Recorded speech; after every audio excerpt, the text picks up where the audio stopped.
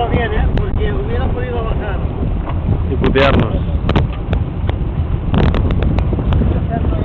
Sí. Debe llevar una cerveza ahí.